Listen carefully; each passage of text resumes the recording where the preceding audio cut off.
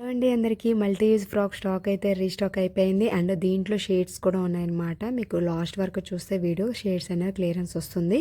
And ఇది వచ్చి మనకి ఫస్ట్ ఒక స్టైల్ అండి. సో బ్యాక్ నుంచి మనకి ఈ విధంగా ఉంటుంది, ఫ్రంట్ నుంచి చూస్తే నార్మల్ చున్నీ వేసుకున్నట్టు ఉంటుంది. ఇది ఒక స్టైలు.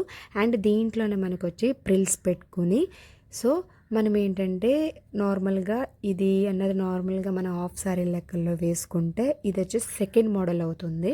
సో మనకి ఇలా పెట్టుకుని బెల్ట్ పెట్టుకుంటే చాలా హైలైట్ అయిపోతుంది. అండ్ థర్డ్ వన్ వచ్చి మనకి హాఫ్ సారీ అండి.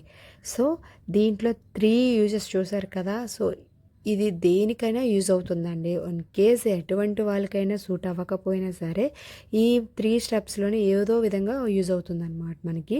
సో హాఫ్ సారీ ఫ్రిల్స్ పెడితే ఈ విధంగా ఉంటుందన్నమాట. సో ఇన్ కేస్ మీకు ఇంకా హైట్ ఎక్కువ ఉన్న వాళ్ళకి సూట్ అవ్వలేదు, షార్ట్ అయింది అనుకోండి, చున్నీ కట్ చేసి నార్మల్గా వేర్ చేసుకోవచ్చు.